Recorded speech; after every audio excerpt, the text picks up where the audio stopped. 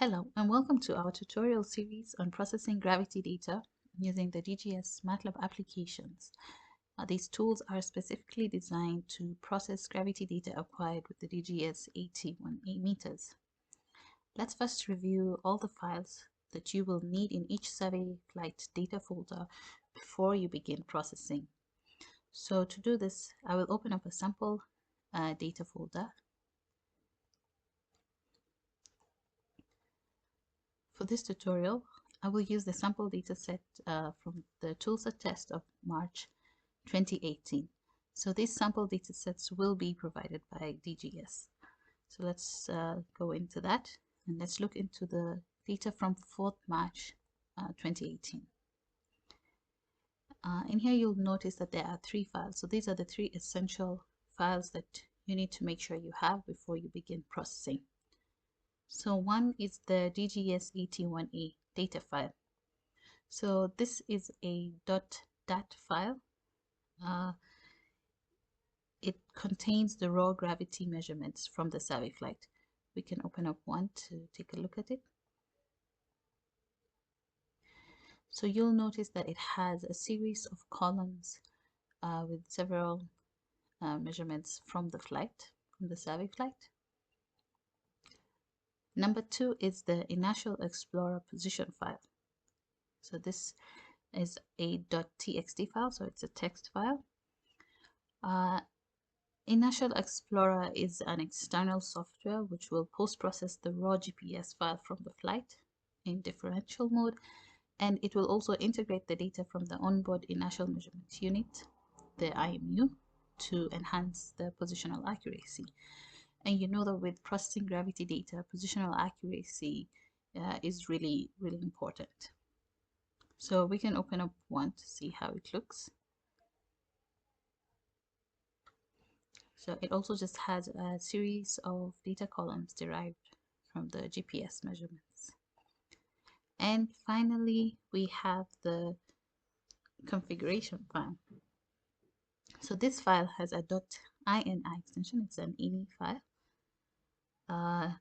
It's another really important file because it has some parameters or variables that will be required for the data processing. So if we take a look into one, you'll notice a couple of variables like the K factor, which is the instrument calibration factor, any calibration values, gains, the still readings, absolute high gravity readings. So these parameters will be really important for processing. So for this tutorial specifically, we will review how we can edit a configuration file to set it up, or rather prepare it for processing survey flight.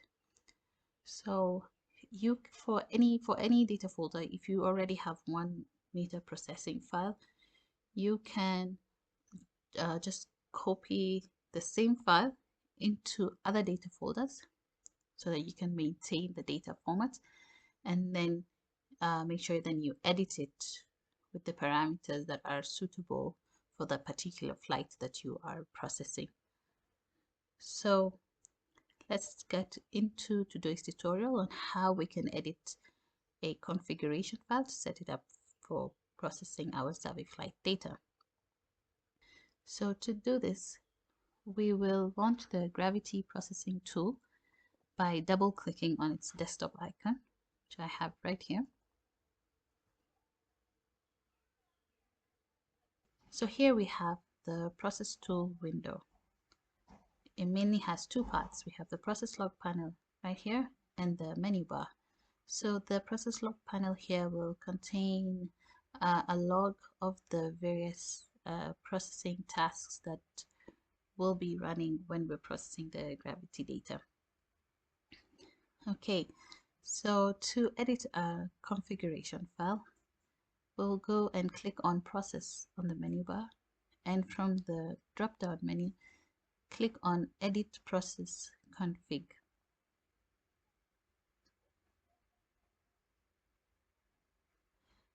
You will then be prompted to select a configuration file to edit.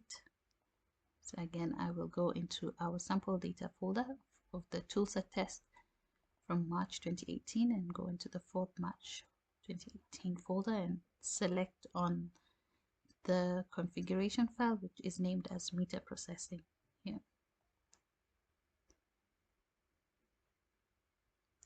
Okay, so once you select a configuration file to edit, which you can confirm right here that it is indeed the file that you're supposed to be editing, we have the configuration file editor open here. So let's quickly review the different parameters that are presented here. So in this meter box here, in the first instance here, we have meter, which is really just a label of the particular sensor that is in use. And then here we have the calibration factor, which is also known as the K factor. So this instrument calibration factor, or the K factor, is really what converts the AD units from the feedback system to gravity units. It is crucial to ensure the accuracy of the data. Typically, it is set by the manufacturer, but it can vary depending on the instrument's movement. So it's definitely important to maybe verify and adjust if necessary. And then here we have the long and cross accelerometer calibrations. So these are important for applying the tilt error or tilt level correction. So the default, you have two options here. So you can use the default calibrations, which would be set to 1.27, and for some meters maybe it will be 1. However, if you would like to calculate another set of calibration values that is specific to your data set, then you will have to check on the outer box here. So if the outer box is checked, then during the processing of the optimum values of the calibration will be calculated from the data itself. Meaning, in this case, the processing software will prompt you to select sections of the flight with no turns. So sections of where the platform is in constant motion,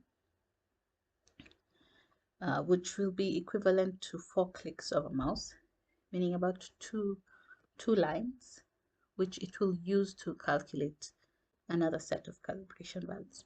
So you have the option here to either use the default values, or if you would like to calculate another set of values, then you would click on the outer box here. So in this case, I will leave the outer box unchecked. Okay, so here in the time synchronization box, we have the sensor delay. So if there is a known delay between the GPS and the sensor, then this is where you would input that value. And then we have the UTC leap, which is just to account for the time difference between the UTC time and the GPS time. It's not applicable in this case, so I'll just leave it as is. And then in the plotting box, we have the filter time. So the default is 100 seconds, which is just fine. The filter time is, you would set an ideal time so that you're able to assess the different plots during processing. And then here we have the tie gravity box with the tie gravity. The tie gravity is the absolute gravity tie reference, where you will input the absolute gravity measurement taken at a specific location, so that you can calculate the absolute gravity eventually from the data. So the meter measures relative gravity, so you would need this value to get your absolute gravity measurements. And then here we have the pre and post readings. So these are still readings that are taken before and after the survey flight. They can be used to check for any kind of instrument drift. So here we have the sensor and GPS file version box. There are various file versions that are supported by the software.